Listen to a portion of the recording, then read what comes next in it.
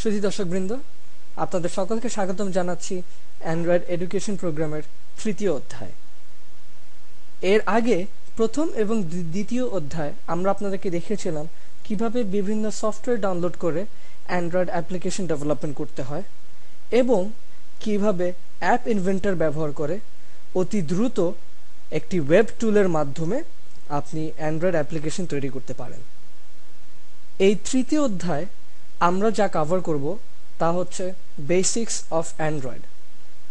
এই অধ্যায়ে আমরা দেখব যে অ্যান্ড্রয়েডের অপারেটিং সিস্টেমের ব্যাকগ্রাউন্ডে কিভাবে বিভিন্ন কাজকর্ম ঘটে থাকে, যেমন process management, task management, application life cycle, এই সমস্ত জিনিসপত্র। আমাদের এই অধ্যায়ের প্রথম পর্ব হচ্ছে Android system architecture. Android system আর্কিটেকচারটি 5টি ভিন্ন ভিন্ন স্তরে ভাগ করা হয়েছে।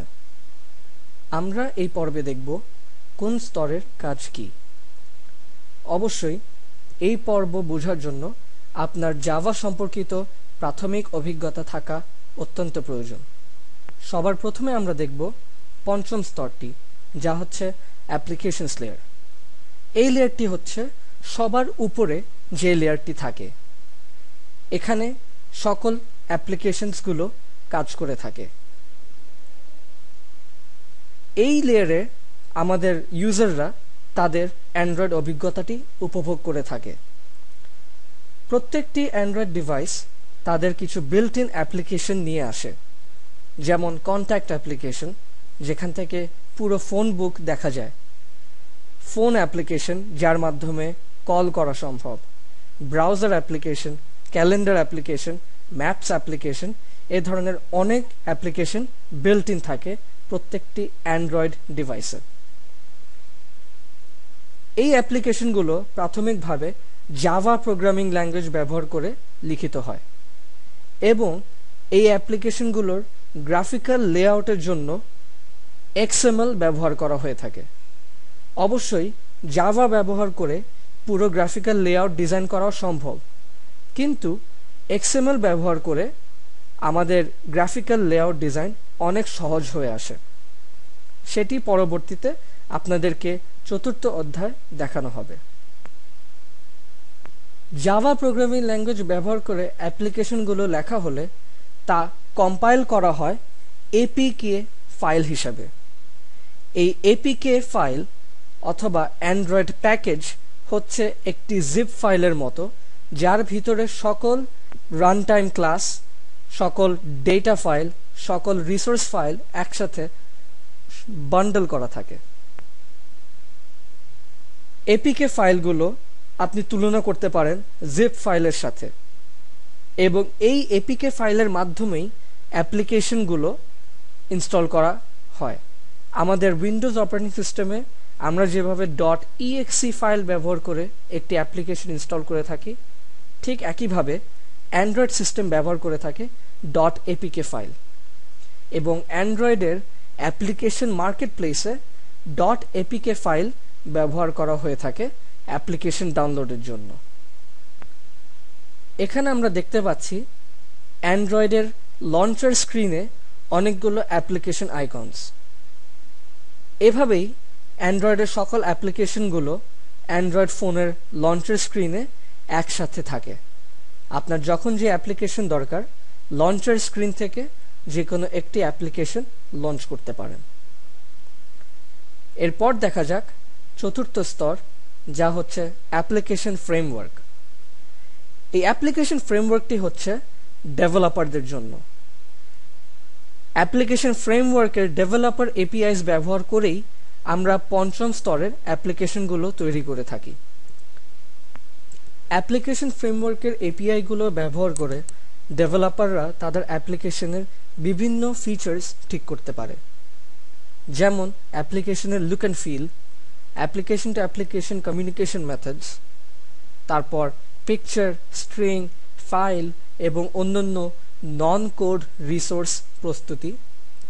এ ধরনের আরও অনেক কিছু করা যায় অ্যাপ্লিকেশন ফ্রেমওয়ার্কের API গুলো ব্যবহার করে। এই অ্যাপ্লিকেশন ফ্রেমওয়ার্কটি ব্যবহার করেই ডেভেলপাররা তাদের অ্যাপ্লিকেশনস তৈরি করে থাকে। অ্যাপ্লিকেশন ফ্রেমওয়ার্কটা এমনভাবে বানানো হয়েছে যাতে করে একটি ডেভেলপার শুধুমাত্র তার অ্যাপ্লিকেশনই ব্যবহার করতে যাতে বাধ্য না থাকে। অর্থাৎ এক ডেভেলপার আরেক ডেভেলপারের অ্যাপ্লিকেশন থেকে অনেক কম্পোনেন্টস এবং ফিচার্স কল করতে পারে। যেমন ধরুন, আমি একটি অ্যাপ্লিকেশন বানালাম যেটা দিয়ে ফোন কল করা সম্ভব, কিন্তু সেখানে কন্ট্যাক্টস লিস্ট বলে কিছু নেই। এবং আপনি একটি অ্যাপ্লিকেশন বানালেন যেখান থেকে একটা ফোন বুক দেখা সম্ভব, কিন্তু তাতে কোনো কল করার ফাংশনালিটি নেই।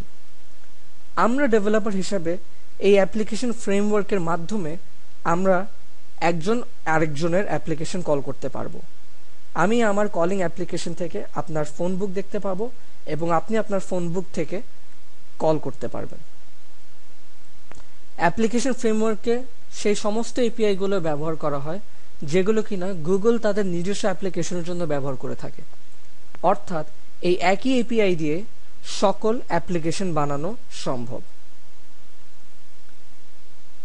আমরা এখানে দেখতে পাচ্ছি একটি টাস্ক ম্যানেজার, যেখানে কিনা দেখাচ্ছে বর্তমানে কোন কোন অ্যাপ্লিকেশন সিস্টেমে রান করছে। এরপর যাওয়া যাক তৃতীয় স্তরে, যা হচ্ছে অ্যান্ড্রয়েড রান টাইম। এটি একটি অত্যন্ত গুরুত্বপূর্ণ একটি স্তর। এখানে গুগল এনেছে Dalvik virtual machine. Dalvik virtual machine Java virtual machine থেকে পুরোপুরি ভিন্ন ধরনের একটি ভার্চুয়াল মেশিন। ডালভিক ভার্চুয়াল মেশিনটি নির্দিষ্টভাবে বানানো হয়েছে সে সকল ডিভাইসের জন্য যেগুলোতে অনেক সীমিত ব্যাটারি, সীমিত মেমোরি অথবা অনেক সীমিত সিপিইউ আছে। অর্থাৎ একটি স্মার্টফোন অথবা সেলফোন যেগুলো কিনা অনেক সীমিত ব্যাটারি, মেমোরি এবং সিপিইউতে কাজ করে থাকে। এই ডালভিক ভার্চুয়াল মেশিনটি .dex ফাইল চালিয়ে থাকে। .dex ফাইল হচ্ছে জাভার .class ফাইলের একটি রূপান্তরিত আকার। আমরা যখন অ্যাপ্লিকেশন ফ্রেমওয়ার্কে অ্যাপ্লিকেশন ডেভেলপ করি জাভা ল্যাঙ্গুয়েজ ব্যবহার করে, সেটিকে জাভা কম্পাইলার .class ফাইলে কম্পাইল করে থাকে। তবে খেয়াল রাখতে হবে অ্যান্ড্রয়েড রান টাইমে ডালভিক ভার্চুয়াল মেশিন আছে, জাভা ভার্চুয়াল মেশিন নয়। এই কারণে যে .class ফাইলগুলো তৈরি হয়েছিল সেগুলোকে .dex ফাইলে পরিবর্তন করতে হয় এবং ডালভিক ভার্চুয়াল মেশিন এক্সিকিউট করার সময় এই .dex ফাইলগুলো এক্সিকিউট করে অ্যাপ্লিকেশন রান করে। দেখা যাক .class থেকে একটি অ্যাপ্লিকেশন কিভাবে তৈরি হয়। প্রথমে আমরা .class ফাইল তৈরি করি জাভা প্রোগ্রামিং ল্যাঙ্গুয়েজ থেকে। সেটিকে অ্যান্ড্রয়েড অ্যাপ্লিকেশন বিল্ড টাইমের সময় dx টুল ব্যবহার করে .dex ফাইল তৈরি করা হয়। এই .dex ফাইলের সাথে অন্যান্য ডেটা ফাইলস এবং রিসোর্স ফাইল সবগুলোকে একত্রিত করে AAPT টুল ব্যবহার করে একটি .apk প্যাকেজ ফাইল তৈরি করা হয়। আমরা যখন একটি অ্যাপ্লিকেশন তৈরি করি তখন সেটিকে মানুষের কাছে ডিস্ট্রিবিউট করার জন্য আমরা .apk প্যাকেজ ফাইলটি ব্যবহার করে থাকি এবং .class থেকে apk প্যাকেজ পর্যন্ত এই সকল কাজটি হয় অ্যান্ড্রয়েডের অ্যাপ্লিকেশন বিল্ড টাইমে। অর্থাৎ আপনাকে নির্দিষ্টভাবে এসবের কোনো কিছুই নিজে হাতে করতে হয় না। প্রত্যেকটি অ্যাপ্লিকেশন যখন অ্যান্ড্রয়েডে রান করে তখন প্রত্যেকটি অ্যাপ্লিকেশন তার নিজস্ব লিনাক্স প্রসেসে রান করে থাকে।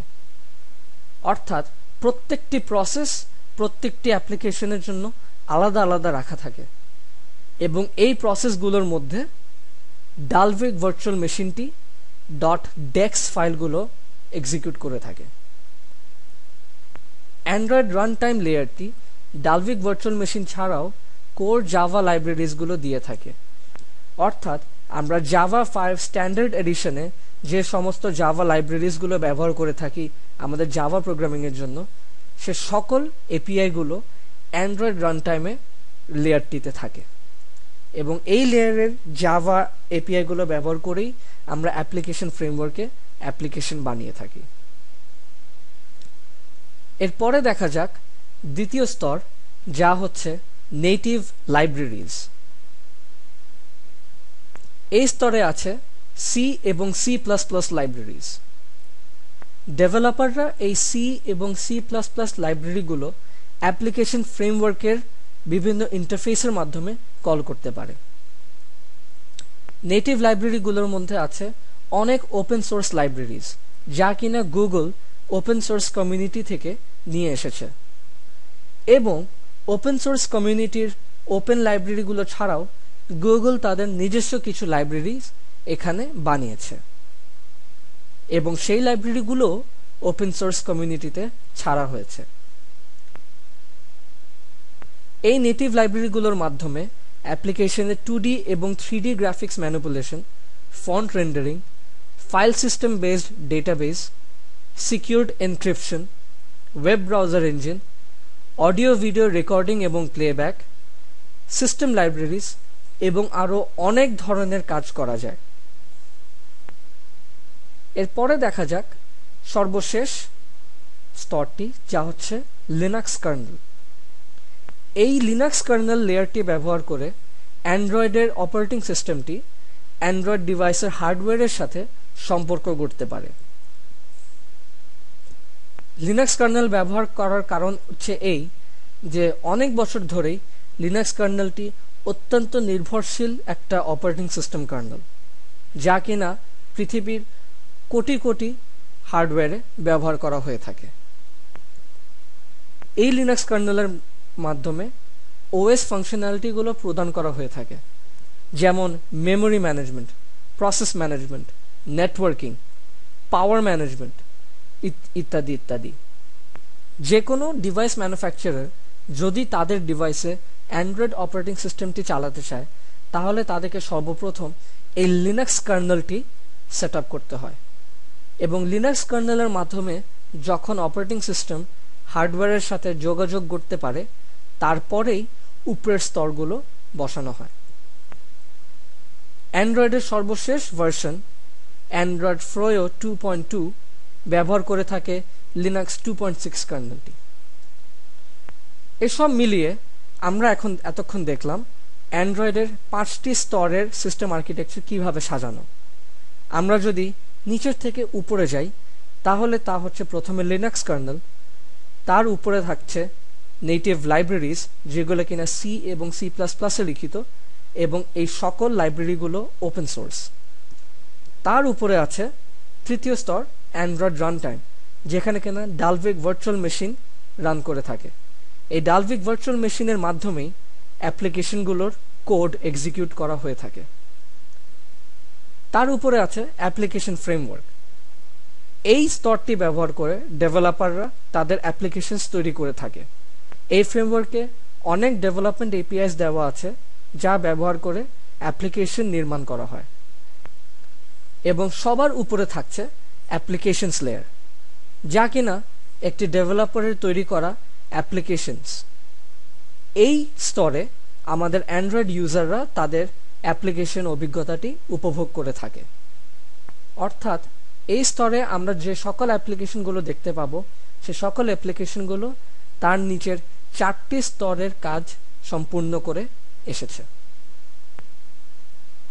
আমরা এই সকল ওয়েব অ্যাড্রেস থেকে যে সকল তথ্য পেয়েছি, সেই তথ্যর সূত্র ধরে আমরা এই পর্বটি পরিবেশনা করলাম।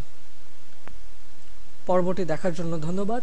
পরবর্তী পর্বগুলো দেখার জন্য আপনারা এই ওয়েব অ্যাড্রেসগুলোতে সাইন আপ করুন।